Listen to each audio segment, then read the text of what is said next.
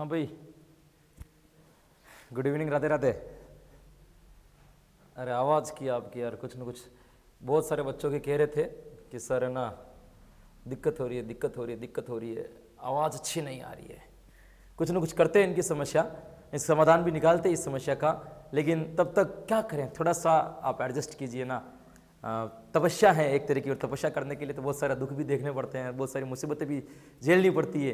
तो ये तो बस इतनी सी मुसीबत है कि आवाज़ अच्छी नहीं आ रही है, इन चीज़ तो अच्छी आ रही है ना दोस्तों, आराम से बैठ करके पढ़िए। दूसरी बात मैं आपसे और कहना है, बहुत सारे बच्चे मुझसे कह रहे थे कि गुरुजी आप ऑफलाइन कहाँ पढ़ाते हो, अपने पीडीएफ भेज दो, अपने नोट्स भेज दो। अरे क्या करना है पीडीएफ को, क्या करना है नोट्स को, मैं कहाँ ऑफलाइन पढ़ाता हूँ, उससे क्या करना है दोस्तों। मैं जो भी पढ़ाता हूँ ना वो सब मैं आपको यहाँ पढ़ा रहा हूँ। बस ऑफलाइन में क्या हो जाएगा कि जो सीसी मैंने आपको आधे घंटे में पढ़ाया ना, ऑफलाइन को मैं 2 घंटे में पढ़ूंगा, धीरे धीरे धीरे धीरे आराम से, क्योंकि उनको लिखवाता भी रहूंगा, समझाता भी रहूंगा, बताता भी रहूंगा।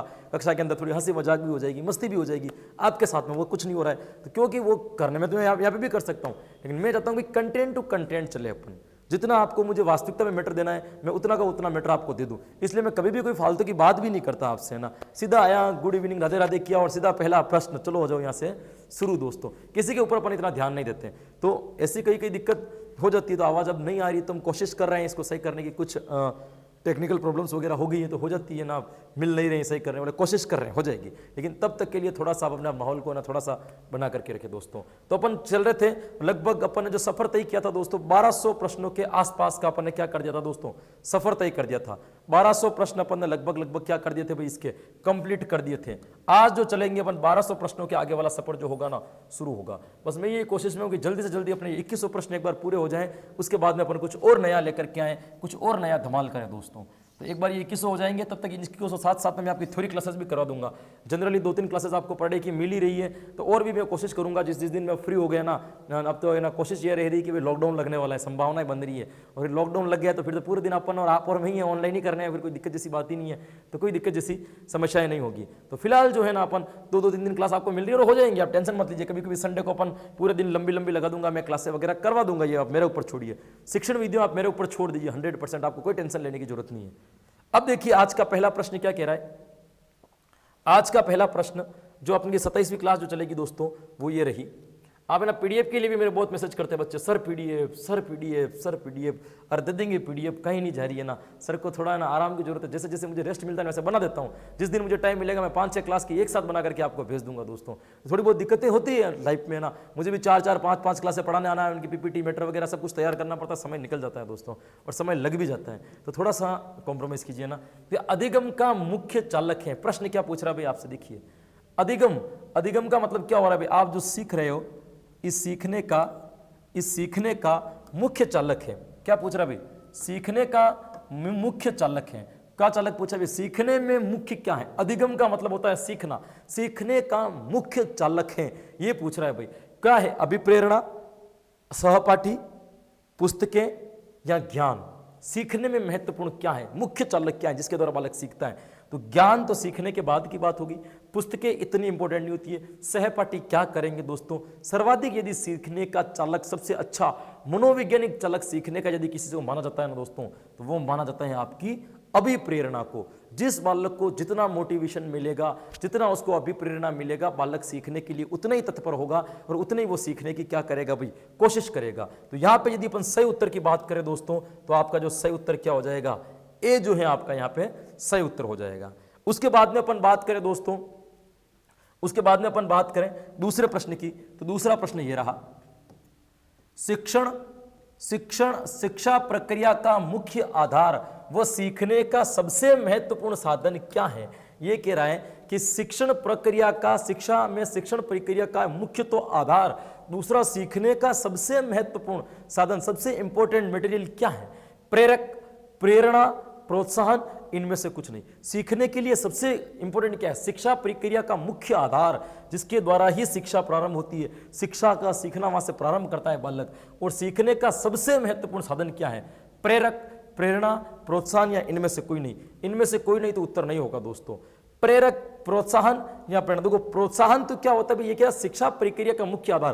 प्रोत्साहन तो किसी काम के बाद में मिलता है, तो ये शिक्षा प्रक्रिया का मुख्य आधार नहीं होगा दोस्तों। प्रेरक, प्रेरक कौन कहता है? जिसको सीखने वाले को प्रेरक कहेंगे दोस्तों, तो ये भी नहीं होगा। सही उत्तर तो यहाँ पे प्रेरणा आ रहा है, और प्रेरणा ही सही उत्तर होगा, क्योंकि प्रेरणा सीखने का मुख्य आधार माना जाता है दोस्तों।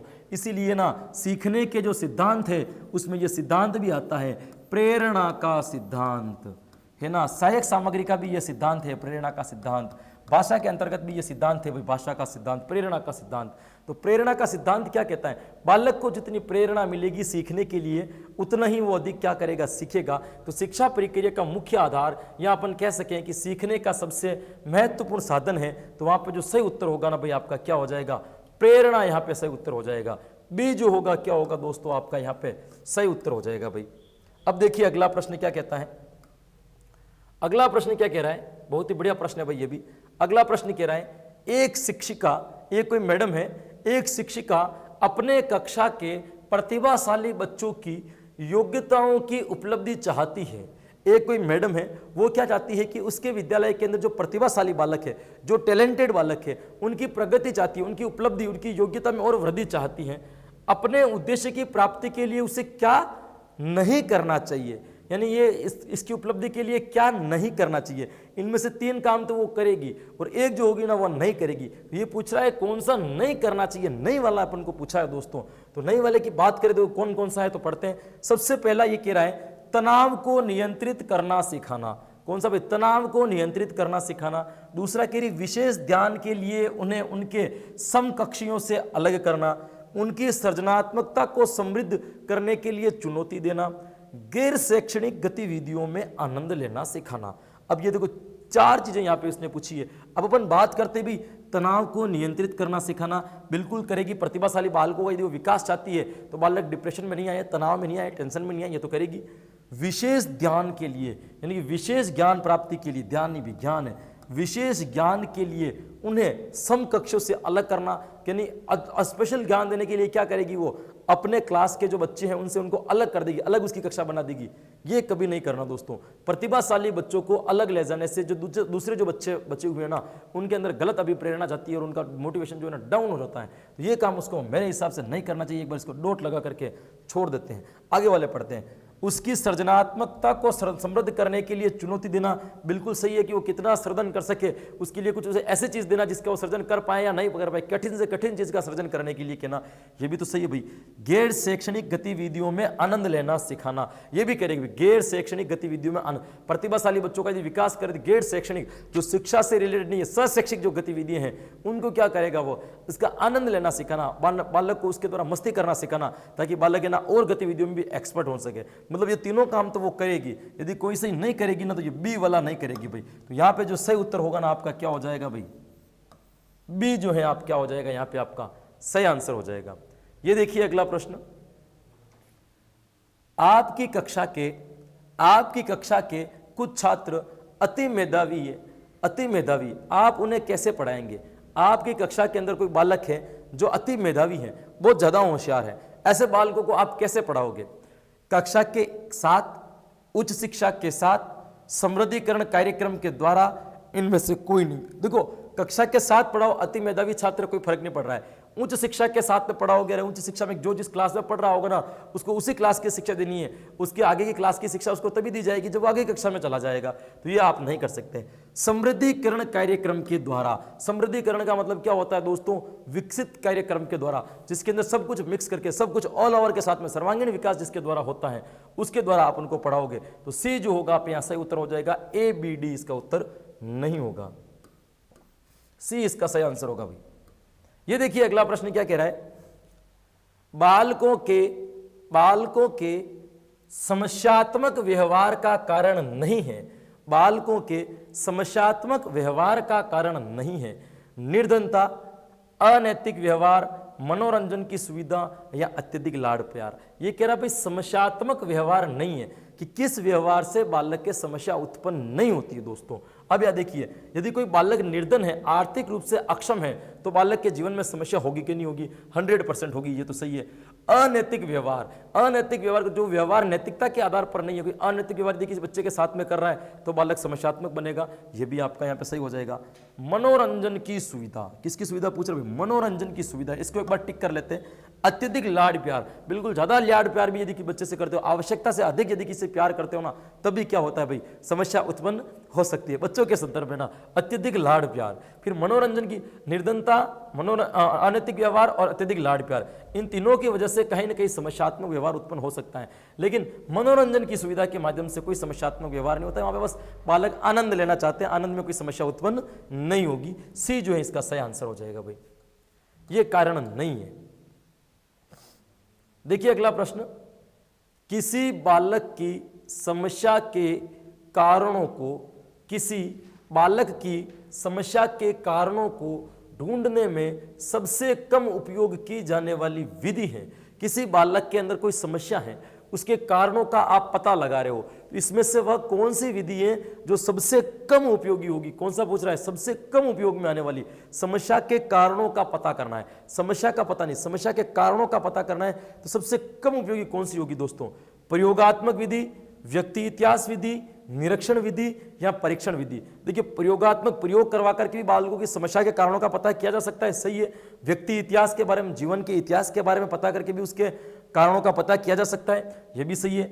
निरीक्षण के द्वारा, ये तो 100% सही है, समस्या का पता, समस्या के कारणों का पता निरीक्षण के द्वारा जाएगा, ये तीनों सही है। तो ऑप्शन काटने के हिसाब से अपन देखें तो डी क्या आ रहा है अपना, सही उत्तर आ रहा है, तो 100% सही उत्तर भी डी होगा दोस्तों, क्योंकि परीक्षण के द्वारा समस्या का पता लगाया जाता है, समस्या के कारणों का पता नहीं लगाया जाता।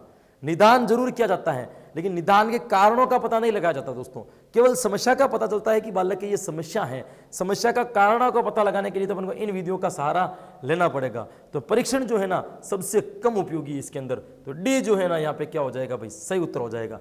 प्रश्न को समझना, प्रश्न ने पूछा है कि किसी बालक की समस्या के कारणों को ढूंढने में सबसे कम उपयोगी, कारणों को ढूंढने में पूछा है, समस्या को ढूंढने में कम उपयोगी नहीं पूछा है दोस्तों, तो डी इसका सही उत्तर हो जाएगा। अगला प्रश्न देखिए, अध्यापक प्राय किन छात्रों को ध्यान में रखकर अपने शिक्षण कार्य को संपादित करता है? ये कह रहा है अध्यापक जो है, टीचर जो है, एक क्लास के अंदर कैसे बच्चे को ध्यान में रखते हुए अपने शिक्षण कार्य को संपादित करता है भाई? मंदबुद्धि छात्र, प्रतिभाशाली छात्र, औसत छात्र या सामान्य बुद्धि वाले छात्र? दोस्तों न तो मंदबुद्धि बालकों को ध्यान में रख करके, अब एक आप टीचर हो, आप टीचर कक्षा में पढ़ाने के लिए जा रहे हो, आप पढ़ाने के लिए जाओगे तो किन बालकों को ध्यान में रख करके आप शिक्षण कार्य कराओगे? क्या केवल मंदबुद्धि बालकों को ध्यान में रख करके, क्या केवल प्रतिभाशाली बालकों को ध्यान में रख करके, या औसत छात्रों को ध्यान में रख करके, या सामान्य बुद्धि वाले छात्रों को ध्यान में रख करके? दोस्तों न तो सामान्य बुद्धि वाले को, न प्रतिभाशाली, न मंदबुद्धि, औसतन बालकों को ध्यान में रख करके आपको शिक्षण करवाना पड़ेगा कि इस कक्षा में मैक्सिमम बालक किस कैटेगरी के हैं, उसके आधार पर आपको क्या करवाना पड़ेगा भाई, शिक्षण करवाना पड़ेगा। तो यहां पे जो आपका सही उत्तर होगा वो क्या हो जाएगा भाई, औसत छात्र। सी जो होगा वो क्या हो जाएगा आपका, यहाँ पे सही उत्तर हो जाएगा भाई। इसके बाद अपन बात करते हैं अगले प्रश्न की। अगला प्रश्न क्या कहता है, देखिए बहुत बढ़िया प्रश्न है ये भी। एक कोई बालक है, वो फ एवं व और म और न, फ व और म और न अक्षरों की ध्वनियों में अंतर न कर पाना अधिगम की किस समस्या से संबंधित है? कोई बालक फ और व में अंतर नहीं कर पा रहा है, कोई बालक म और न के अक्षरों की ध्वनियों में अंतर नहीं कर पा रहा है, तो यह अधिगम की किस समस्या के अंतर्गत आता है दोस्तों? ध्यान केंद्र की, स्मृति की, प्रत्यक्षीकरण की या उपयुक्त सभी? ये उपयुक्त सभी तो नहीं होगा दोस्तों, अवधान केंद्र की बिल्कुल नहीं होगी दोस्तों, अवधान तो यहाँ आ ही नहीं रहा है। ये कह रहा है फ को व, म को व अक्षरों की ध्वनियों में, अक्षर तो वही है लेकिन व को फ बोल देता है ना, फ को वो बोल देता है, मतलब ध्वनियों की पहचान नहीं कर पा रहा है। जैसे इसने व लिखा हुआ है ना, व लिखेगा तब तो वो फ बोल देगा, है ना, म लिखेगा तब वो न बोल देगा। तो अवधान तो यहाँ कुछ नहीं आ रहा भाई, बोल तो बराबर रहा है। स्मृति की भी दिक्कत नहीं है क्योंकि उसको वह भी याद है और म भी याद है, स्मृति उसकी बराबर है, दोनों चीजें उसको याद है, वह भी याद है, फ भी याद है, म भी याद है, न भी याद है, चारों चीजें याद है, मतलब स्मृति उसकी अच्छी है। उपयुक्त सभी इसका आंसर है नहीं, तो सही आंसर क्या हो जाएगा आपका? प्रत्यक्षीकरण। बिल्कुल सही उत्तर भी क्या हो जाएगा आपका यहाँ पे? प्रत्यक्षीकरण जो है आपका 100% यहाँ पे सही उत्तर होगा दोस्तों, क्योंकि प्रत्यक्षीकरण के द्वारा ही, है ना, प्रत्यक्षीकरण उसको कंप्लीट नहीं है। अक्षरों का ध्यान तो है और ध्वनि का, दोनों का प्रत्यक्षीकरण, प्रत्यास्मरण और प्रत्यभिज्ञान दोनों कंप्लीट नहीं है, दोनों एक साथ कंप्लीट नहीं है। इसी वजह से उसको क्या आ रही है भाई, ये फ और व की बोलने की दिक्कत आ रही है, प्रत्यक्षीकरण उसका पूरा नहीं है। तो यहाँ पे जो अधिगम रूपी समस्या है ना, वो कौन सी समस्या है? उसके प्रत्यक्षीकरण की। एक बार इसको व लिखा करके बताना चाहिए भाई, इसको व बोलते हैं और इसको फ बोलते हैं, बेटा तू गलत बोल रहा है। तो सही उत्तर जो होगा ना क्या हो जाएगा भाई आपका? सी। निम्नलिखित में से कौन सा कारक निम्नलिखित में से कौन सा कारक कक्षा कक्ष के शाब्दिक संप्रेषण में बाधा डालता है। ये कह रहा है निम्नलिखित में से कौन सा कारक कक्षा कक्ष के शाब्दिक संप्रेषण में, इनमें से ऐसा कौन सा कारण है जो शब्दों का संप्रेषण, शब्दों के अंदर जो बातचीत हो रही है उसमें बाधा डालेगा। वाणी की श्रव्यता, छात्रों की सतर्कता, उच्चारण की अनभिज्ञता या तत्कालिक प्रतिपुष्टि शाब्दिक संप्रेषण में बाधा डालता है। वाणी की सर्व्यता, भाई वाणी में अगर सुन रहे हो बार बार तो क्या बाधा डालेगा, कुछ नहीं होगा। छात्रों की सतर्कता, यदि छात्र सतर्क हैं तो मतलब और क्या करेंगे, संप्रेषण अच्छा होगा, ये तो कैसे बाधा डालेगा।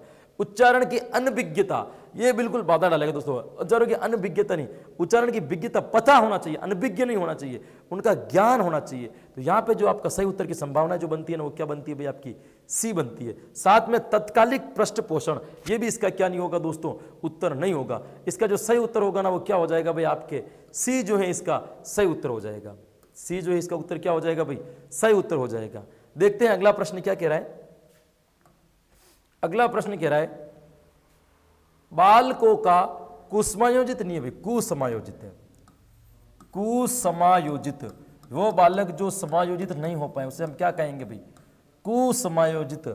बालकों के कुसमायोजित होने का कारण है, ये भाई मनोविज्ञान का प्रश्न कैसे आ गया अपने अंदर, शिक्षण वीडियो के अंदर, कोई बात नहीं, समझ लीजिए। बालकों का कुसमायोजित होने का कारण है, अरे मनोविज्ञान से नहीं है भाई, एसएसटी से है, समस्या नाम का टॉपिक है उनके, वहां से आया हुआ ये प्रश्न।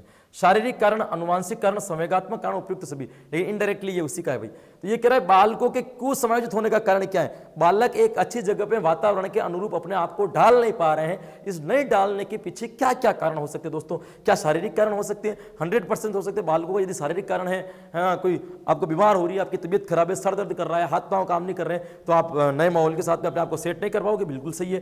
अनुवांशिक कारण है, बिल्कुल कोई पूर्वजों की वजह से यदि कोई कारण आ गया है तो समायोजित नहीं कर पाओगे। संवेगात्मक, संवेग यदि आपके नियंत्रण में नहीं है तो क्या होगा भाई, आप संवेगात्मक रूप से अपने आप को समायोजित नहीं कर पाओगे। तो शारीरिक रूप से भी समायोजित होता है बालक, अनुवांशिक रूप से भी होता है, संवेगात्मक कारण भी होता है। तो सही उत्तर जो होगा ना भाई यहाँ पे क्या हो जाएगा, आपका डी जो ऑप्शन जो है आपका क्या होगा यहाँ पे सही उत्तर हो जाएगा भाई, डी आपका यहाँ पे सही उत्तर कहलाएगा। देर से आने वाले छात्र की समस्या का समाधान करेंगे। जो बालक विद्यालय में समय पर नहीं आते हैं, समय पर आने वाली बालकों की समस्या का समाधान कैसे, किस रूप में आप उसकी समस्या का समाधान करोगे भाई, उनको दंड दे करके, है ना, उसे घर भेज करके, उसे अभिभावकों का पत्र लिखा करके, या उसको देरी के आने वाले कारणों का पता करके। तो दोस्तों यहाँ पे जो सही उत्तर आएगा ना, देखिए दंड दे करके आप उस देर से आने वाले छात्रों की समस्या का समाधान नहीं कर सकते हैं, उसे घर भेज करके। अरे घर भेजने से क्या हो जाएगा भाई, घर भेजने से कोई समस्या का समाधान होता है क्या, नहीं होगा। अभिभावकों को क्यों नहीं, अभिभावकों को पत्र लिख करके, अरे अभिभावकों को पत्र लिखोगे तो क्या होगा, वो घर से पीट करके उसको जल्दी निकाल देंगे, लेकिन बालक विद्यालय में क्यों नहीं आ रहा, इसका पता भी इसके द्वारा नहीं लगेगा। यानी उसको देरी से आने के कारणों को जान करके, यदि आप अध्यापक को देर से आने वाले छात्र की समस्या का समाधान करना है ना, तो एक ही तरीका है आपके पास में, वह बालक लेट क्यों आ रहा है, इस चीज का आपको क्या करना है भाई, पता करना। इस चीज का यदि आपने पता कर लिया तो समस्या का भी क्या हो जाएगा, आपके समाधान हो जाएगा। यहां पे जो सही उत्तर आएगा ना आपका क्या आएगा, डी सही उत्तर आएगा भाई। डी जो है क्या होगा, इसका सही उत्तर होगा। ये नहीं होंगे, लेकिन आपने जनरली अध्यापक ने देखा होगा ना, यही काम करते थे, दंड देकर के भी लेट आया लगाते थे खींच करके, या उसे घर भेज कर चल जा, कल आना विद्यालय, आज तेरे लिए छुट्टी है, या फिर अभिभावकों को बोल दिया आपका बच्चा लेट आ रहे थे। यानी कि जो तीनों काम करने ही नहीं चाहिए ना, टीचर वही तीनों काम कर रहे थे, और जो चौथा काम अपन को करना चाहिए ना, वो तो कोई कर ही नहीं रहा था। विद्यालय में यही तो काम है ना, लेट आते या तो पीटते थे या निकाल देते थे, चल निकल कल आना, या घर वालों को बोल देते थे। ये तीनों काम करते थे जो नहीं करने चाहिए थे। देखिए टीचरों की कितनी कमजोरी रही है, और आप भी अगर शिक्षण विधियों के पूर्ण ज्ञाता नहीं बनोगे ना, ऐसी ऐसी कमजोरी आपके अंदर भी रहेगी, फिर बच्चों को गलत शिक्षण कराओगे ना, तो देश को विकास की ओर तो ले जाओगे, लेकिन इस तरफ नहीं ले जाओगे, इस तरफ ले जाओगे, है ना। तो ऐसा नहीं बनना है टीचर। टीचर का इंपॉर्टेंट गुण अपन पढ़ेंगे, ये आपकी विशेषताएं कि टीचर की क्या विशेषताएं होनी चाहिए ना, उसके अंदर एक मुख्य विशेषताओं के अंतर्गत आता है शिक्षण विधियों का ज्ञाता। शिक्षण विधियों का उसके पास में 100% ज्ञान होना चाहिए, वही एक प्रभावी और एक अच्छा शिक्षक। दो चीज उसको आने चाहिए, एक तो शिक्षण विधियां और एक मनोविज्ञान। दो चीजों में यदि वो ज्ञाता है तो वो अपने जीवन के अंदर ऐसी छाप छोड़ करके जाएगा ना, बच्चे उनको उम्र भर तक याद करेंगे कि ऐसा गुरु भी था विद्यालय में। तो सही उत्तर जो होगा ना भाई, यहाँ पे क्या हो जाएगा आपका, डी सही उत्तर हो जाएगा भाई। देखिए अगला प्रश्न क्या कह रहा है, कल्पना की अधिकता के कारण दिवा स्वप्न देखने वाले को कहते हैं।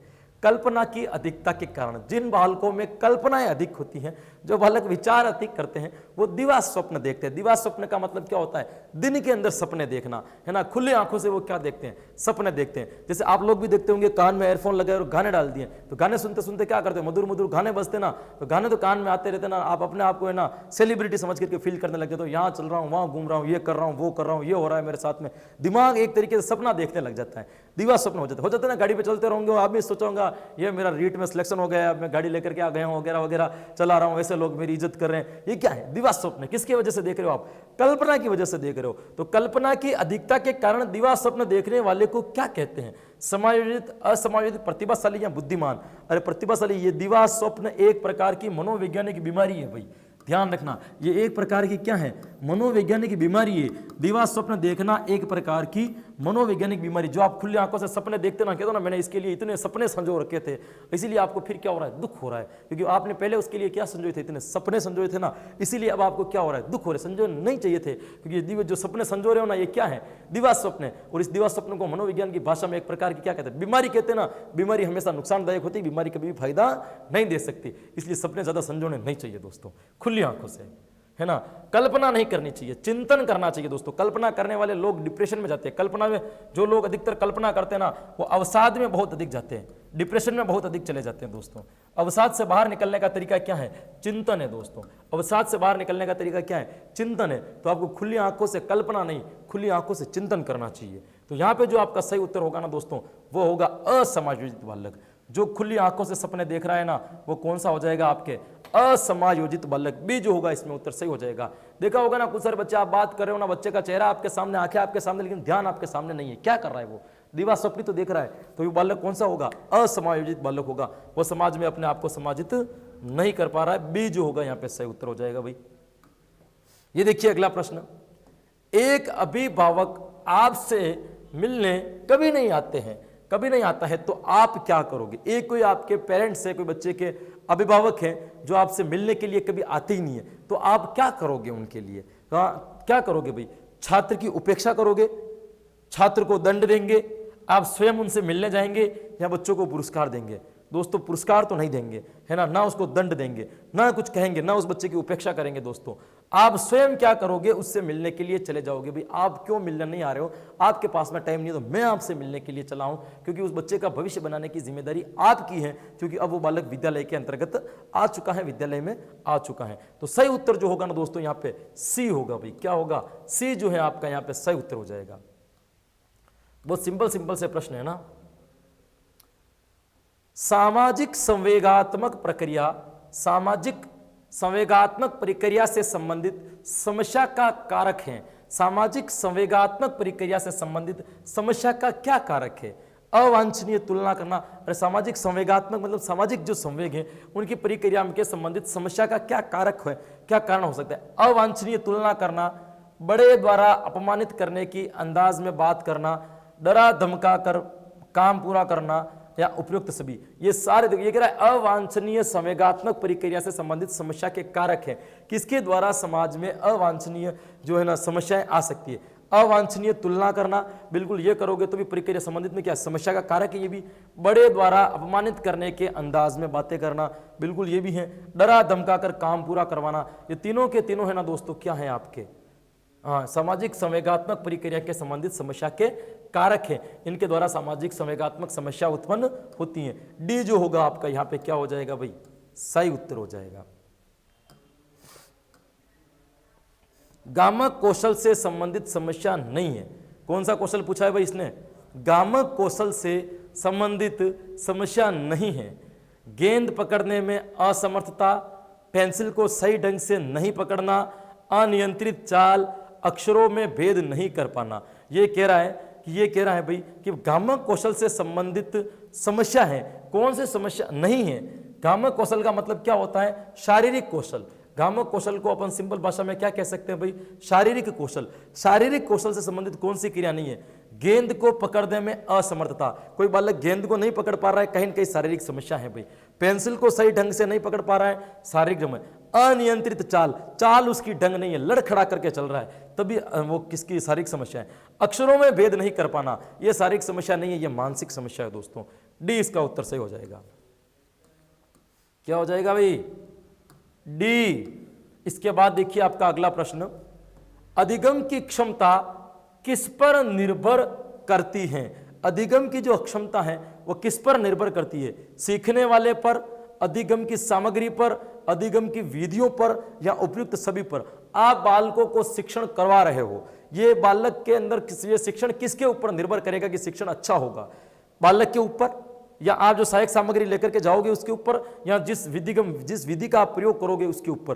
तो दोस्तों बालक के ऊपर भी निर्भर करता है, अधिगम की सामग्री के ऊपर भी निर्भर करता है, और अधिगम की विधियों के ऊपर भी निर्भर करता है। इन तीनों बातों के आधार पर यह पता चलता है कि बालक कितना सीख रहा है और कितना नहीं सीख रहा है। तो यहां पे भी जो आपका उत्तर सही होगा वो क्या होगा भाई? उपयुक्त सभी। डी जो है क्या हो जाएगा आपका यहां पे उत्तर सही हो जाएगा। ये देखिए अगला प्रश्न क्या कहता है, मनोवैज्ञानिक दृष्टि से सही अनुशासन निम्नलिखित में से कौन सा है? सही अनुशासन निम्नलिखित में से कौन सा है? तो अगर इसी बात करें अपन तो सही अनुशासन कौन सा है? कठोर अनुशासन, मृदु अनुशासन, आत्मा अनुशासन, या अनुशासन से मुक्ति? तो ये कह रहा है कि मनोवैज्ञानिक दृष्टि से सही अनुशासन निम्नलिखित में से कौन सा है? मनोवैज्ञानिक दृष्टि से जिसमें आप अनुशासन दिखता है भाई, कठोर अनुशासन रखना चाहिए, नहीं रखना चाहिए, बिल्कुल इतना कठोर अनुशासन भी नहीं, मृदु अनुशासन बिल्कुल नॉर्मल वाला भी नहीं, आत्मा अनुशासन से मुक्त तो हो ही नहीं सकता, मृदु अनुशासन बिल्कुल नीचे वाला भी नहीं, कठोर बिल्कुल टाइट भी नहीं कि नहीं बस जो है जो ये बिल्कुल नहीं, आत्मा अनुशासन है ना, अपने आप का अनुशासन करना मनोवैज्ञानिक है, अपने आप को डिसिप्लिन में रखना। आत्म अनुशासन जो है वो कौन सा कहलाएगा आपका? मनोवैज्ञानिक दृष्टि से सही अनुशासन यदि कोई है तो वो कौन सा है भाई आपका? सी, आत्म अनुशासन आपका यहाँ पे सही उत्तर हो जाएगा भाई। देखिए कितने बढ़िया बढ़िया प्रश्न है ना। सीखने की प्रक्रिया में ये देखो आंसर जो लोग 2100 प्रश्नों की बुक निकालते ना, ये देखिए 2100 प्रश्नों का महासंग्राम कीजिए, रीट की भरपूर तैयारी, और लाखों रुपए की किताबें मार्केट के अंदर बेच देते हैं और हम लोग खरीद देते हैं। 80-80, 90-90, 100-100 रुपया, 200-200 रुपए की किताबें आती हैं। अब अपने को कुछ नहीं करना है, आप 250 रुपये का नेट करवा देना है ना, तो 3 महीने तक चलेगा आपके 300 रुपये का नेट, और 3 महीने के अंदर तो मैं आपको इतना पढ़ा दूंगा जिसकी कोई हद नहीं। तो ना ऐसा कोई जरूरी नहीं है। अपन का केवल और केवल टारगेट क्या है भाई? बच्चों का सिलेक्शन करवाना। कितने लोगों का सिलेक्शन अपन देते हैं इसी का अपना आधार है, और यही अपना क्या है भाई? कोशिश है। इसीलिए मेरे चैनल के ऊपर कभी भी आपको कोई भी फालतू बात करने के लिए मैं 1% भी नहीं बैठा रहता। केवल और केवल वही बात करूंगा जिसमें आपका फायदा हो, बिना फायदों की बात मैं यही नहीं करूंगा। मैं यही नहीं कहता हूं कि कौन मेरे बारे में क्या सोचता है क्या नहीं करता। बहुत सारे टीचर ऐसे भी कहते हैं ना, आपने सुने होगा कि वो कह रहे हैं वो मुझे हराने के लिए आए, वो मेरे साथ में ये कर रहे। कोई कुछ नहीं कर सकता, कोई आपके मैटर की कॉपी कर सकता है, आपकी काबिलियत की कॉपी कोई नहीं कर सकता। यदि मैं कोई चीज इधर ऑनलाइन डाल रहा हूं ना, मेरा मैटर कोई चुरा सकता है, मेरा जो पढ़ाने का जो लहजा है, मेरा जो तरीका है ना, ये कोई नहीं चुरा सकता, ये तो मेरे पास ही रहेगा। तो इस चीज को जितनी बढ़िया मैं समझा पा रहा हूं ना, तो चुराने वाला हो सकता है उतनी बढ़िया नहीं समझा पाए। तो इसमें कोई घबराने जैसी बात नहीं है, कौन क्या कहता है इससे फर्क नहीं पड़ता, ये बात भी मैं आपसे नहीं करता हूं। तो यहां पे दोस्तों आपको ध्यान रखना है कि निम्नलिखित सीखने की प्रक्रिया में प्रमुख मनोवैज्ञानिक तत्व निम्नलिखित में से कौन सा है? यदि आप बालक को सिखा रहे हो, सीखने की प्रक्रिया चल रही है, इसमें से सबसे अच्छा मनोवैज्ञानिक तत्व कौन सा होगा दोस्तों? पुरस्कार और दंड की व्यवस्था, सीखने की विधि, सिखाने की विधि, या अनुशासन? दोस्तों ये भी जरूरी है, सीखने सिखाने की विधियां और अनुशासन भी इसके पार्ट है, लेकिन सही उत्तर यदि माना जाए ना भाई सीखने की प्रक्रिया में प्रमुख मनोवैज्ञानिक तत्व पूछे दोस्तों, तो ये दोनों मनोवैज्ञानिक तत्व है। पुरस्कार देना और दंड देना दोनों मनोवैज्ञानिक है, लेकिन ध्यान रखना दंड सकारात्मक रूप में होना चाहिए, शारीरिक रूप में नहीं होना चाहिए। दंड देने की एक गति होती है जिसमें भी बालक का अधिगम होना चाहिए। दंड भी कैसा देना चाहिए? जिसमें बालक का विकास हो, अधिगम हो। जैसे मान लीजिए कि इसको ये कह दिया, किसी ने कोई गलती कर दी, ये कर दी, बैठ करके 5 पेज नकल लिख, पढ़ाए हुए अंश की नकल लिख। अब उसको दंड मिला है, वो 5 पेज नकल भी लिख रहा है, दंड का काम भी कर रहा है, पाठ की पुनरावृत्ति भी हो रही है, लेखन का सुधार भी हो रहा है। तो बालक का विकास होना चाहिए, दंड भी आपको ऐसा देना है दोस्तों। तो पुरस्कार और दंड की जो व्यवस्था है ना, सीखने की प्रक्रिया के प्रमुख मनोवैज्ञानिक तत्व में से एक है। तो यहां पे जो आपका सही उत्तर निकलेगा वो क्या निकल जाएगा भाई? ए आपका सही उत्तर निकल जाएगा। ये देखिए अगला प्रश्न, वर्तमान में शिक्षण विधियों के केंद्र में है।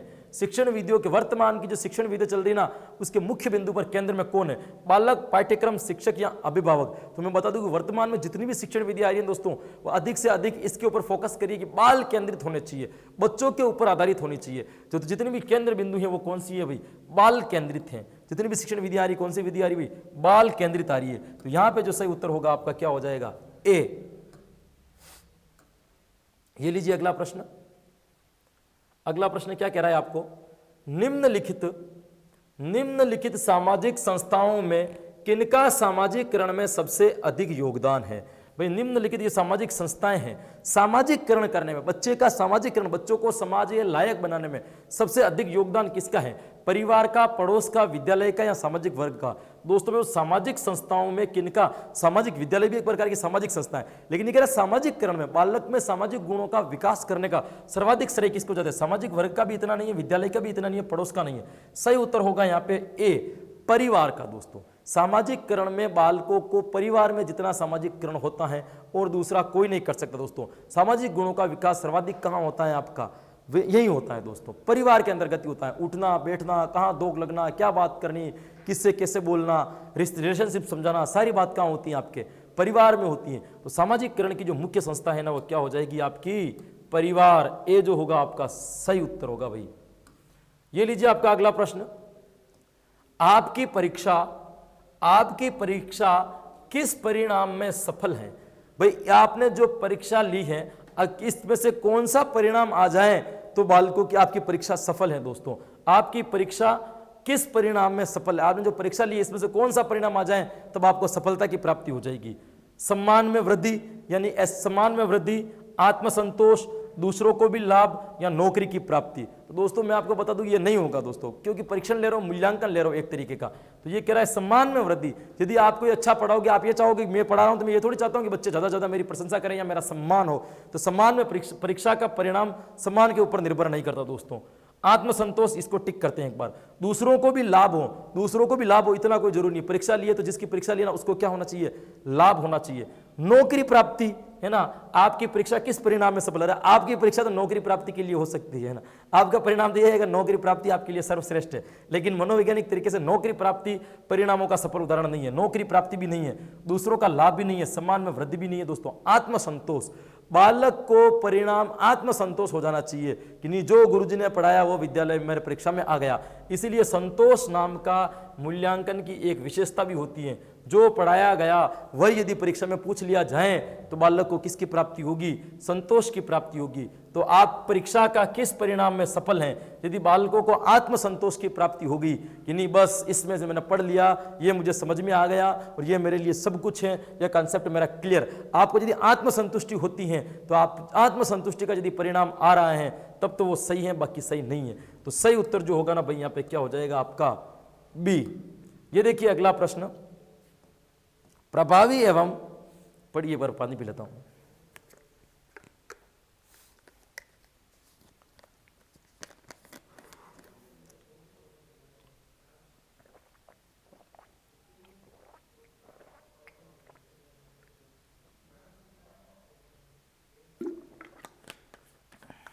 प्रभावी एवं सफल शिक्षण के लिए क्या अधिक आवश्यक है। प्रभावी और सफल शिक्षण के लिए इन चारों में से अधिक क्या आवश्यक है भाई। विद्यार्थियों को नोट्स लिखवाना, व्यवहारिक उदाहरण द्वारा विषय को स्पष्ट करना, श्याम पट का उपयोग या साहित्य भाषा का प्रयोग। ये कह रहा है भाई सफल शिक्षण के लिए अधिक से अधिक क्या महत्वपूर्ण है, क्या आवश्यक है भाई। विद्यार्थियों को नोट्स लिखना एक सफल शिक्षण के लिए आवश्यक है, कोई जरूरी नहीं है। श्याम पट का उपयोग भी इतना जरूरी नहीं है, साहित्य भाषा का प्रयोग भी इतना जरूरी नहीं है। सही उत्तर है व्यवहारिक उदाहरणों के द्वारा विषय को स्पष्ट करवाना। जो आपको पढ़ाया जा रहा है उसमें आप कितने व्यवहारिक बालक के जीवन से जुड़े हुए एग्जाम्पल्स दे सकते हो और उस एग्जाम्पल्स के द्वारा उसके कंसेप्ट को क्लियर करवा सकते हो, ये ज्यादा महत्वपूर्ण है। तो ये कह रहा है प्रभावी में सफल शिक्षण के लिए क्या अधिक आवश्यक है दोस्तों। तो सही आवश्यक ये है भाई व्यवहारिक उदाहरण के द्वारा विषय वस्तु को क्या करना भाई, स्पष्ट करना। इसके लिए जो सही उत्तर होगा क्या हो जाएगा, इसका जो सही उत्तर हो जाएगा क्या हो जाएगा भाई बी, व्यवहारिक उदाहरणों के द्वारा विषय वस्तु को स्पष्ट करना। बी इसका उत्तर क्या हो जाएगा, सही हो जाएगा। ये देखिए अगला प्रश्न, विद्यार्थियों को प्रदान किया गया शिक्षण कब प्रभावी हो सकता है। विद्यार्थियों को प्रदान किया गया शिक्षण कब प्रभावी हो सकता है। आपने जो बालकों को शिक्षण करवाया है वह प्रभावी किस अवस्था में हो सकता है। अध्यापक को विषय का ज्ञान होना चाहिए, बालकों की विषय में रुचि होनी चाहिए, बालकों के मानसिक स्तर के अनुरूप शिक्षा दी जाए, या एक ही विषय वस्तु को कई बार दोहराया जाए। तो एक ही विषय वस्तु को कई बार दोहराना भी जरूरी नहीं है दोस्तों। बालकों के विषय में प्रति रुचि हो यह भी जरूरी, लेकिन इतना नहीं है। अध्यापक का विषय का ज्ञान हो यह भी जरूरी, पर इतना नहीं है। सबसे पहले महत्वपूर्ण तो यह चीज है कि बालकों के मानसिक अनुरूप शिक्षा दी जाए। बालक का स्टैंडर्ड क्या है उसके लेवल पर उसको शिक्षा दी जाए, प्रदान किया गया शिक्षण प्रभावी हो सकता है। जैसे आप रीट की तैयारी कर रहे हो ना, आपको कितना पढ़ाना है शिक्षक को यह पता होना चाहिए भी रीट में कितना आएगा और रीट वाले बच्चों का मानसिक स्तर कितना होता है कि कहां लेवल तक वो उत्तर दे सकते हैं। तो जो आपका जो सही उत्तर होगा ना दोस्तों, यहाँ पे सी हो जाएगा कि बालकों के मानसिक स्तर के अनुरूप शिक्षा दी जाए। सी जो होगा क्या होगा भाई, आपके यहाँ पे सही उत्तर हो जाएगा भाई, सी सही उत्तर होगा। देखिए अगला प्रश्न क्या कह रहा है। अगला प्रश्न कह रहा है सामाजिक विज्ञान में, कौन से विज्ञान में भाई, सामाजिक विज्ञान में कक्षा कक्ष प्रक्रिया विकसित करने में सहायता देता है। सामाजिक विज्ञान में कक्षा कक्ष प्रक्रिया विकसित करने में सहायता देता है। ज्ञान, कुशलता, अभिव्यक्ति या उपयुक्त सभी। कक्षा प्रक्रिया को विषय विस्तार करने में तो ज्ञान भी जरूरी है, बालकों में कुशलता भी जरूरी है, बालकों को अभिव्यक्ति भी आनी चाहिए। ये तीनों चीजें होना जरूरी थी। यहाँ पे जो सही उत्तर निकलेगा ना भाई, आपका क्या निकलेगा, डी निकल जाएगा भाई, क्योंकि सामाजिक विज्ञान में कक्षा कक्ष की प्रक्रिया विकसित करने में सहायता देता है। आपकी ज्ञान भी सहायता देगी, आप पे कितनी कुशलता है यह भी सहायता देगी, आपकी अभिव्यक्ति कैसी है, किस तरीके से आप बोलते हो यह भी सहायता देगी। डी यहाँ पे सही उत्तर हो जाएगा भाई। ये देखिए अगला प्रश्न, निम्न में से कौन सा उदाहरण अधिगम को प्रदर्शित करता है। निम्न में से कौन सा उदाहरण अधिगम को प्रदर्शित करता है भाई। ये कह रहा है अधिगम को, हाथ जोड़कर अध्यापकों का अभिवादन करना। क्या बालक यहाँ पे अभी कर रहा है, अधिगम कर रहा है। स्वादिष्ट भोजन को देखकर मुंह में लार आना, भागना, चढ़ना व फेंकना 3 से 5 वर्ष की अवस्था में, या उपयुक्त सभी। ये तो 100% मनोविज्ञान का प्रश्न है भाई। निम्न में से कौन सा उदाहरण अधिगम को प्रदर्शित करता है। किससे पता चल रहा है कि बालक सीख रहा है ना। हाथ जोड़कर अध्यापक को अभिवादन करना, बिल्कुल बालक अधिगम की पता चल ही रहा है, हाथ जोड़ करके अभिवादन कर रहा है, मतलब व्यवहार में परिवर्तन आ रहा है। स्वादिष्ट भोजनों को देखकर मुंह में लार आना, बिल्कुल उसने अधिगम कर रखा है, उसको पता है कि इस चीज को देखा, उस चीज का उसने टेस्ट कर रखा है, इसलिए उसके मुंह में लार आ रही है, यहाँ पे अधिगम हो गया है। भागना, चढ़ना व फेंकना, ये जितनी भी क्रियाएं हैं दोस्तों, ये 3 से 5 वर्ष की अवस्थाओं में पूरी होती है। तो ये तीनों बातें बिल्कुल अधिगम के संदर्भ में सही है। तो डी जो होगा आपका क्या हो जाएगा, यहाँ पे सही उत्तर हो जाएगा भाई, डी आपका सही उत्तर होगा। देखिए अगला प्रश्न क्या कहता है, करके सीखने का सिद्धांत। कौन सा सिद्धांत पूछ रहा है भाई, करके सीखने का सिद्धांत क्या कहलाता है। क्रियाशीलता का सिद्धांत, चयन का सिद्धांत, रुचि का सिद्धांत, या पुनरावृत्ति का सिद्धांत। सिद्धांत कौन सा पूछा है भाई इसने, करके सीखने का सिद्धांत कहलाता है। क्रियाशीलता का सिद्धांत, चयन का सिद्धांत, रुचि का सिद्धांत, या पुनरावृत्ति का सिद्धांत। दोस्तों करके सीखना मतलब क्रिया, क्या करेगा, क्रिया करेगा ना। क्रियाशीलता के सिद्धांत के अंतर्गत ही आता है भाई करके सीखना, क्रिया सिद्धांत के अंतर्गत ही आता है करके सीखना। तो सही उत्तर जो होगा ना यहाँ पे क्या हो जाएगा भाई, आपका ए जो है सही उत्तर हो जाएगा। करके सीखना क्रियाशीलता का सिद्धांत पर आधारित है। देखिए अगला प्रश्न,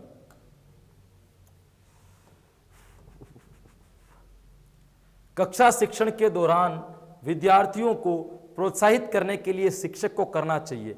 कक्षा शिक्षण के दौरान, कक्षा में यदि आप पढ़ा रहे हो तो बालकों को, विद्यार्थियों को प्रोत्साहित करने के लिए, उनको प्रोत्साहित करने के लिए शिक्षक को क्या करना चाहिए। इनमें से शाम पट पर विद्यार्थियों के उत्तर लिखना चाहिए, सही उत्तर देने वाले विद्यार्थियों को प्रोत्साहित करना चाहिए, छात्रों के उत्तर को स्वयं दोहराना चाहिए, या उपयुक्त सभी। दोस्तों ये बात कर रहा है कि कक्षा में यदि आप पढ़ा रहे हो तो पढ़ाते वक्त यदि बच्चों को प्रोत्साहित करना है कि उसको इंटरेस्ट आए तो क्या करोगे। ये पहला वाला काम तो आपको करना ही है। शाम पट पर विद्यार्थियों के उत्तर लिखना, बालक ने क्या उत्तर दिया है उसको किस पर लिखना, आप शाम पट पर लिखना। बच्चे खुश हो जाते हैं कि नहीं मैंने जो बोला है गुरुजी ने बोर्ड पर लिखा है। सही उत्तर देने वाले विद्यार्थियों को प्रोत्साहित करना, बिल्कुल सही, किसी ने सही उत्तर दिया तो उसको हल्का फुल्का पुनर्बलन मोटिवेशन दीजिए आप। छात्रों के उत्तर को स्वयं दोहराना, बालक ने जो उत्तर दिया है ना वो अपने आप भी दोहराओगे। तो ये तीनों क्रियाएं आप करोगे जिससे कक्षा शिक्षण के दौरान विद्यार्थियों के अंदर प्रोत्साहिता का विकास होगा। तो डी जो है यहाँ पे सही उत्तर हो जाएगा भाई आपका, डी जो है क्या होगा यहाँ पे सही उत्तर हो जाएगा। यदि कोई छात्र कक्षा में शिक्षक के प्रश्नों का उत्तर नहीं देता है तो शिक्षक को, आप यदि कक्षा के अंदर पढ़ा रहे हो और कोई बच्चा है जो आपके प्रश्न का जवाब नहीं दे रहा है या आपने जो पूछा है उसका उत्तर नहीं बता रहा है दोस्तों, तो आप क्या करोगे, उसे दंड देना चाहिए, उसे कक्षा से बाहर निकाल देना चाहिए, उत्तर देने के लिए प्रोत्साहित करना चाहिए, या घर भेजना चाहिए। और उत्तर नहीं दे रहा है तो घर भेजने से क्या हो जाएगा, दंड देने से क्या हो जाएगा, उसे कक्षा से बाहर निकाल देना चाहिए। बाहर निकालने से क्या उसको उत्तर याद हो जाएगा?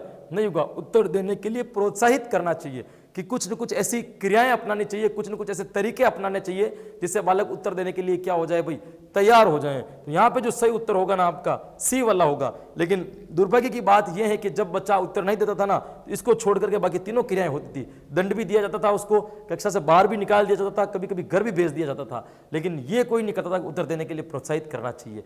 ये उन पहले वाले जो टीचरों की एक प्रकार की कमी रही है दोस्तों। तो सी यहाँ पे सही उत्तर होगा भाई। आप टीचर बनो तो यही करना, प्रोत्साहित करना बच्चों को उत्तर देने के लिए। ऐसा प्रोत्साहित करना कि बालक सही उत्तर क्या करें, आपको दे देवे, इतना आपको क्या करना है, उसको प्रोत्साहित करना है भाई। देखिए बहुत अच्छा प्रश्न है।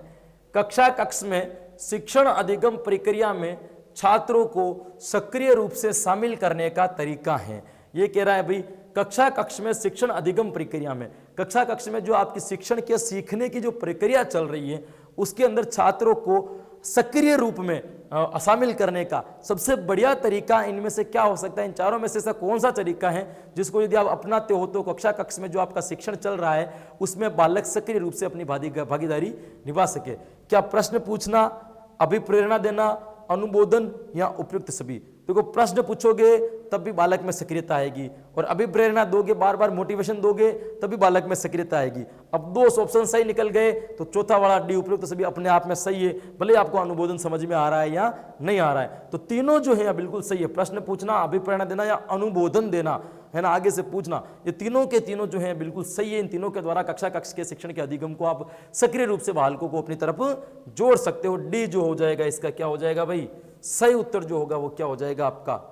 डी। ये देखिए अगला प्रश्न,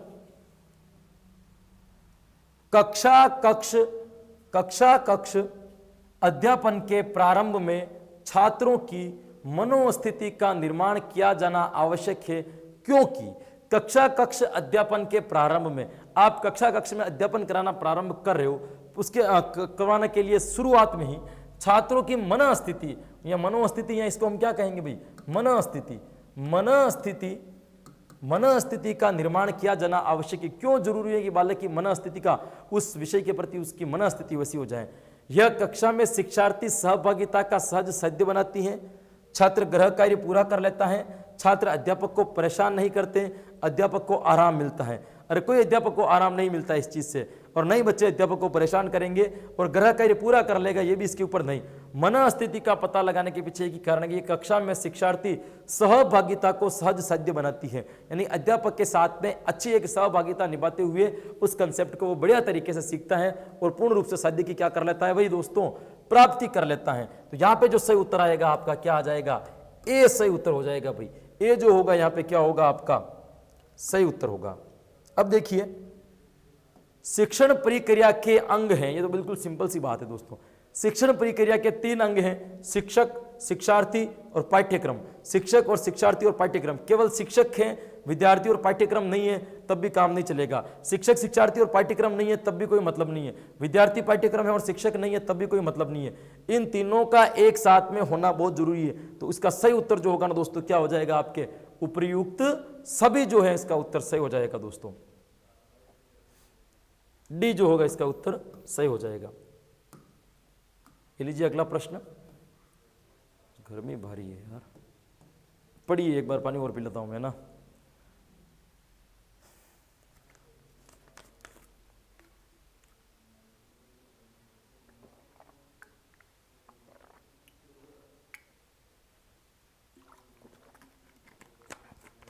वह विषय जिसके माध्यम से ज्ञान को संकुचित क्षेत्र में बांटने की आदत को तोड़ने का प्रयास किया जाता है, वह कौन सा विषय है जिसके द्वारा बालक की संकुचित ज्ञान के संकुचित क्षेत्र, छोटा जो क्षेत्र है उसको तोड़ करके विस्तृत ज्ञान दिया जाने की बात करता है? कौन से विषय में ज्ञान की संकुचितता को तोड़ करके विस्तृतता की ओर क्या करता है? बढ़ता है। ये बोल रहा है भौतिक विज्ञान, सामाजिक विज्ञान, जीव विज्ञान या मनोविज्ञान।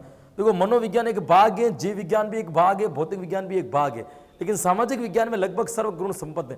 तो विस्तृत रूप में जो ज्ञान देता है ना वो कौन देता है आपको? सामाजिक विज्ञान देता है। ये संकुचित ज्ञान नहीं देता, एक पॉइंट का भाग नहीं देता। सामाजिक मतलब पूरे समाज में जो जो चीजें आती है ना सबका एक साथ में ज्ञान कराता है। तो यहाँ पे यदि अपन सही उत्तर की अपेक्षा करेंगे दोस्तों तो क्या होगा अपना? बी जो है बिल्कुल 100% सही उत्तर हो जाएगा दोस्तों, क्योंकि सामाजिक विज्ञान का जो है ना इसके द्वारा होता है। देखिए अगला प्रश्न, सामाजिक अध्ययन बालकों में दक्षता लाता है, समझ उपस्थित करता है, मूल्यों का प्रतिस्थापन करता है, या उपयुक्त सभी। सामाजिक विज्ञान का आप अध्ययन करोगे बिल्कुल बालक में दक्षता आएगी, नो डाउट। समझ उपस्थित करता है, बिल्कुल बालक समाज की गतिविधियों के बारे में जानेंगे, उनको हर समस्या के समाधान की एक समझ उपस्थिति पता चलेगा। मूल्यों का प्रतिस्थापन करता है, बिल्कुल आपकी समाज में वैल्यू बढ़ाता है, ये भी सही है। तो सही उत्तर जो होगा क्या हो जाएगा आपका डी। ये तीनों के तीनों काम सामाजिक अध्ययन के अंतर्गत बालकों के आते हैं। डी जो होगा आपके यहाँ पे क्या हो जाएगा भाई, सही उत्तर हो जाएगा। देखिए अगला प्रश्न, सहसंबंध का मुख्य उपयोग है। सहसंबंध का साथ में संबंध स्थापित करने का मुख्य उपयोग है ज्ञान की व्यापकता। सहसंबंध स्थापित करने से ज्ञान की व्यापकता आती है, ज्ञान की व्यवहारिकता, ज्ञान का व्यवहारिक उपयोग पता चलता है, विषय की रोचकता, विषय के बारे में कितना इंटरेस्ट है इसका पता चलता है, या उपयुक्त सभी। यहां पे जो आपका सही उत्तर निकलेगा दोस्तों वहां पे भी उपयुक्त सभी आएगा। देखो सहसंबंध स्थापित करने से ज्ञान की व्यापकता होती है, बिल्कुल होती है दोस्तों। सहसंबंध स्थापित करने से व्यवहारिक ज्ञान का भी पता चलता है। अरे किसी भी टॉपिक को एक टॉपिक के साथ में दूसरे टॉपिक के साथ में सहसंबंध स्थापित करोगे तो यहां संबंध स्थापित करते हुए पढ़ाओगे तो बालकों को ज्ञान का, व्यवहारिक ज्ञान का तो पता चलेगा, और विषय की रोचकता भी बढ़ेगी, विषय के प्रति बालकों की रुचि भी बढ़ेगी। तो यहां पे भी जो आपका सही उत्तर होगा क्या हो जाएगा, डी, उपयुक्त सभी। यहां पे आपका क्या हो जाएगा भाई, सही उत्तर हो जाएगा। ये देखिए अगला प्रश्न, स्थान बोध को प्राथमिकता देते हैं, मतलब किसके द्वारा स्थान का पता लगाया जा सकता है। स्थान को समझने के लिए कि कौन सा स्थान कहां है, स्थान बोध को प्राथमिकता देते हैं। स्थान बोध किस विषय के अंदर महत्वपूर्ण है भाई, नागरिक शास्त्र में, इतिहास में, भूगोल में, या अर्थशास्त्र में। तो मैं आपको बता दूं भाई, जो नागरिक शास्त्र जो सब्जेक्ट है ना उसके अंदर इतनी वैल्यू नहीं है स्थान की, इतिहास में भी इतनी नहीं है, अर्थशास्त्र में भी नहीं है। स्थान की बात जो की जाती है वो किसमें की जाती है, भूगोल में। कहां पर, किस स्थान पर, कैसी परिस्थिति, कौन सी नदी, कौन से पेड़, ये सारी बात कहां की जाएगी, आपके भूगोल विषय में की जाएगी। तो स्थान बोध को प्राथमिकता देते हैं, इसकी यदि अपन सही उत्तर की बात करें दोस्तों तो क्या हो जाएगा आपका, सी सही उत्तर हो जाएगा दोस्तों। स्थान का मतलब क्या होता है, कौन से स्थान पर क्या चीज हो रही है, कौन सा परिवेश क्या है, वातावरण क्या है, वहां की भौगोलिक परिस्थिति क्या है। स्थान विशेष की जानकारी किसके अंदर एकत्रित की जाती है, तो भूगोल विषय, ज्योग्राफी के अंतर्गत की जाती है भाई। तो यहां पे जो सही उत्तर होगा ना क्या हो जाएगा भाई, देखिए अनुभव केंद्रित पाठ्यक्रम का विकास किसने किया। किस शिक्षा शास्त्री ने ना अनुभव केंद्रित पाठ्यक्रम बताया कि पाठ्यक्रम कैसा होना चाहिए, आपका अनुभव केंद्रित होना चाहिए। ये किस शिक्षा शास्त्री की देन है, जॉन ड्यूवी, हर्बर्ट एंडरसन या प्लेटो। तो सही उत्तर है दोस्तों इसका जॉन ड्यूवी, क्योंकि ये तो मुझे बताना पड़ेगा। जॉन ड्यूवी ने है ना अनुभव केंद्रित पाठ्यक्रम का विकास किया था कि बालक का जो पाठ्यक्रम है वो कैसा होना चाहिए, अनुभव केंद्रित होना चाहिए, है ना। तो सही उत्तर जो होगा आपका क्या हो जाएगा, यहाँ पे जॉन ड्यूवी सही उत्तर हो जाएगा। जॉन ड्यूवी क्या हो जाएगा भाई, आपका सही उत्तर हो जाएगा। ए जो है आपका यहां पे सही उत्तर होगा। देखिए अगला प्रश्न,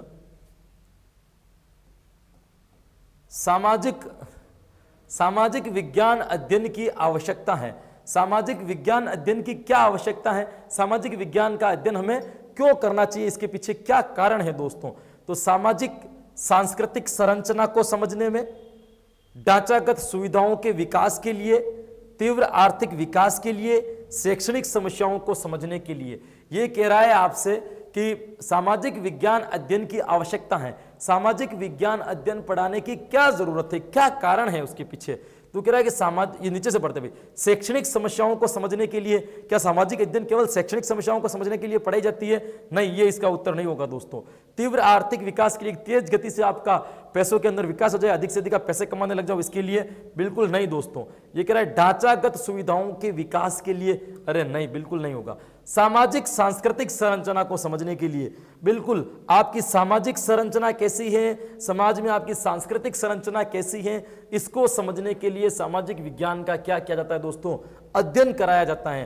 तो यहां पे जो आपका सही उत्तर निकलेगा, क्या निकल जाएगा, ए।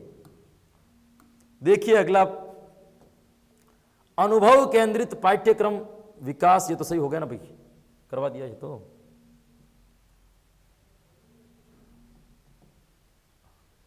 क्या हो गया, ये भी हो गया।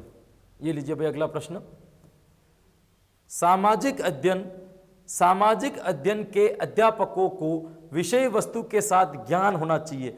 एक एसएसटी वाले टीचर को सामाजिक विज्ञान के विषय को विषय वस्तु के साथ और किस चीज का ध्यान होना भी जरूरी है भाई।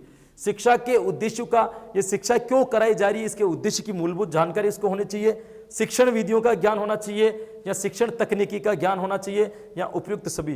तो इन तीनों चीजों का ज्ञान होना चाहिए दोस्तों। शिक्षा के उद्देश्य का भी पता होना चाहिए, शिक्षण विधियों का भी वो ज्ञाता होना चाहिए, और शिक्षण तकनीकी का भी वो ज्ञाता होना चाहिए। तो अपन कह रहे हैं केवल विषय वस्तु का ज्ञान होना काफी नहीं है कि आपको अपनी विषय वस्तु कंप्लीटली आती है, ये आपके लिए काफी नहीं है दोस्तों। उस विषय वस्तु को किस तरीके से आप प्रेजेंट कर सकते हो, किस तरीके से पढ़ा सकते हो, उसके पीछे पढ़ाने के उद्देश्य क्या है, इन सारी चीजों की भी जानकारी आपको होनी चाहिए। तो ये तीनों के तीनों सही है। तो मतलब यहां पे जो आपका उत्तर निकलेगा सही क्या निकल जाएगा भाई, डी जो है आपका सही उत्तर निकल जाएगा।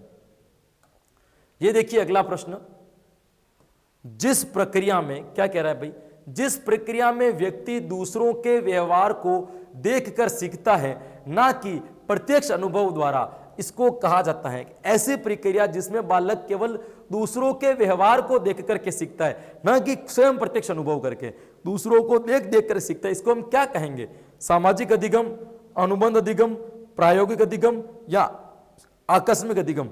आकस्मिक अधिगम तो कुछ होता नहीं है, प्रायोगिक अधिगम नहीं है दोस्तों, क्योंकि वो व्यक्ति को दूसरों के व्यवहार को देख देख करके सीख रहा है। अनुबंधन भी स्थापित नहीं कर रहा। अनुबंधन का मतलब क्या है, किसी चीज को किसी के साथ में जोड़ता हुआ पढ़ लेना, नहीं।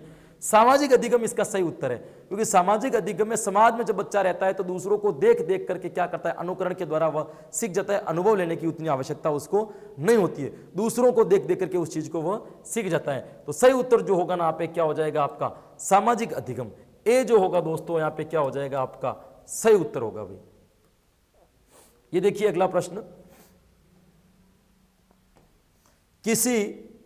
किसी राष्ट्र का भाग्य लिखा जाता है, किसी राष्ट्र का भाग्य लिखा जाता है, किसी राष्ट्र का भाग लिखा जाता है। ये राष्ट्र कितनी उन्नतिवान है, ये राष्ट्र कैसा होगा, किसके आधार पर लिखा जाएगा, उसके परिवार से, उसके स्कूल एवं कक्षाओं से, उसके सैनिक शिविरों से, या सिनेमाघरों से। सिनेमाघरों से तो कोई भाग लिखा नहीं जाता देश का, है ना, यहाँ पे तो दुर्भाग्य है। उससे सैनिक शिविरों से भी नहीं दोस्तों, परिवारों से भी नहीं, स्कूल एवं कक्षाओं से। एक व्यक्ति का भाग, राष्ट्र का भाग, कहता ना कि राष्ट्र का जो भविष्य है वो विद्यालय की कक्षाओं में अंदर पल रहा है दोस्तों।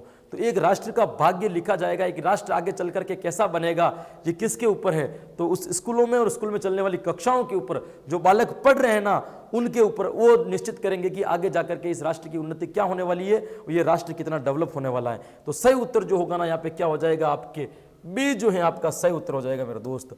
बी यहाँ पे क्या हो जाएगा आपका सही उत्तर हो जाएगा। ये देखिए अगला प्रश्न, विद्यालय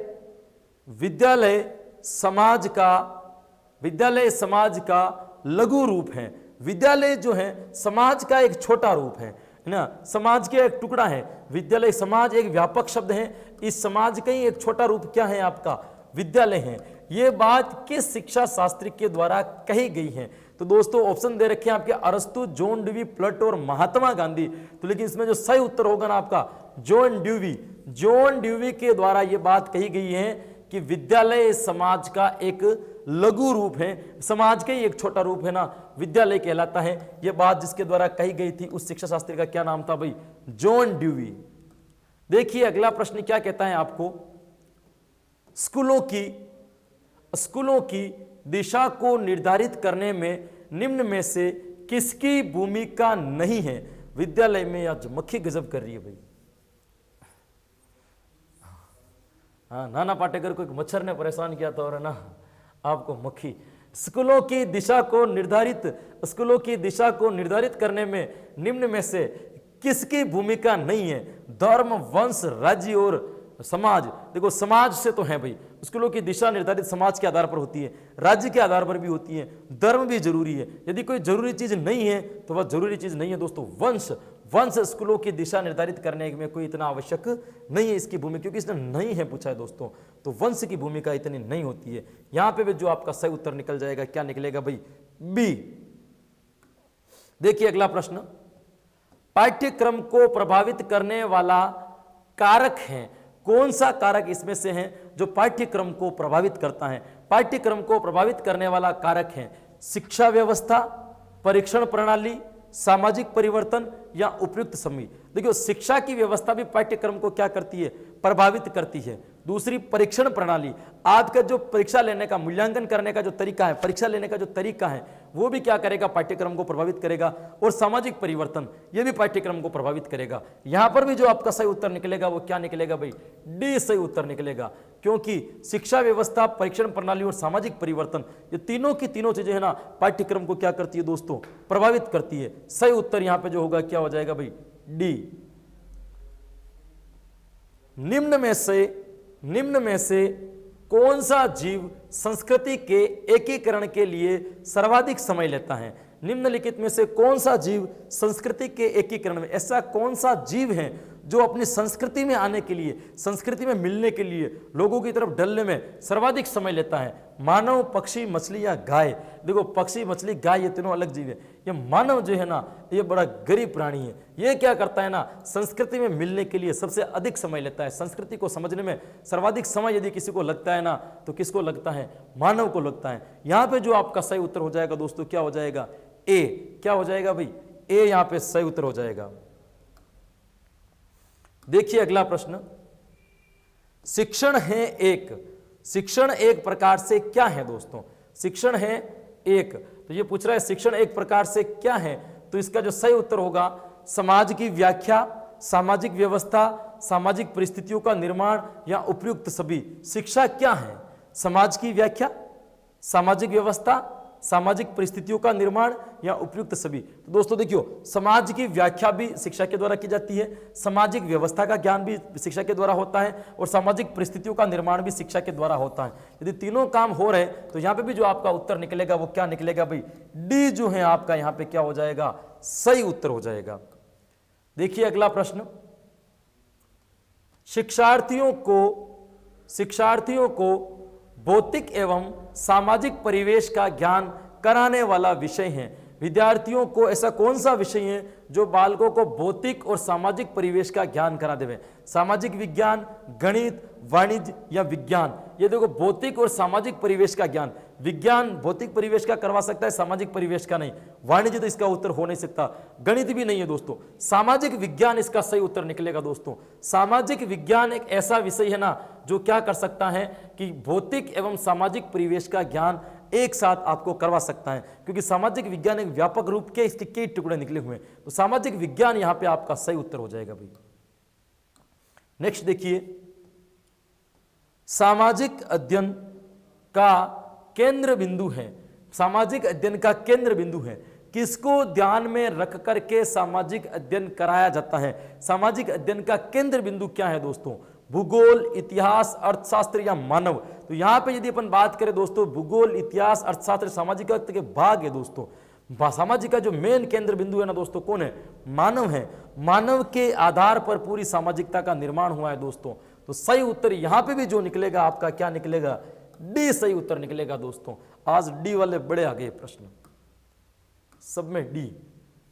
देखिए फिर डी, पाठ्यक्रम का विकास का आधार है।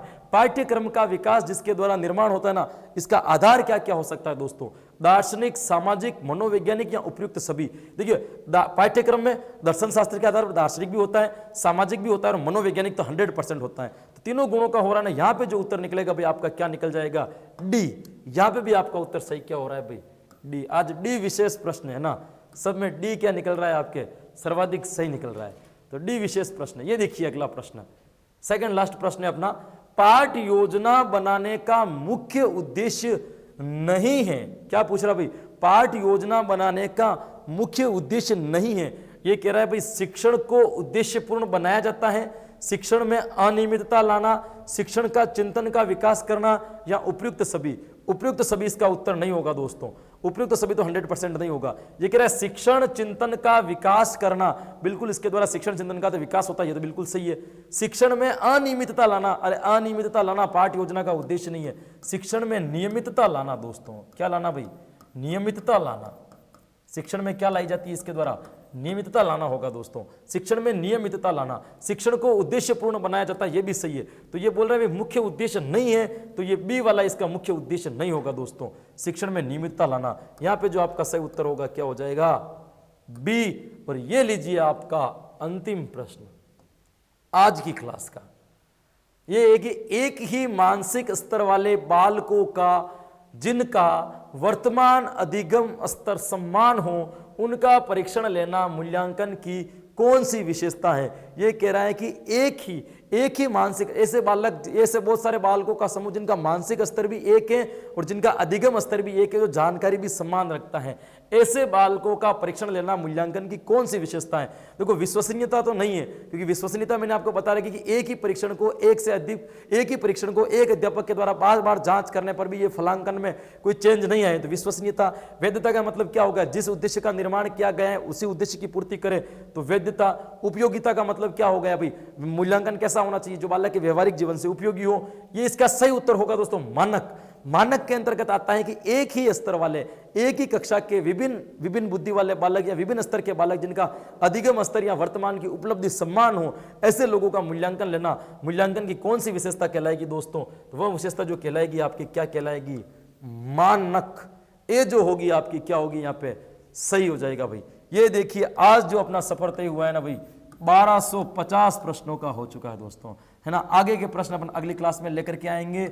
अब तो मुझे लगभग पूरा विश्वास हो रहा है ना, आपके मैसेज भी आ रहे हैं भैया 48 प्रश्न 50 प्रश्न सही होने लगे।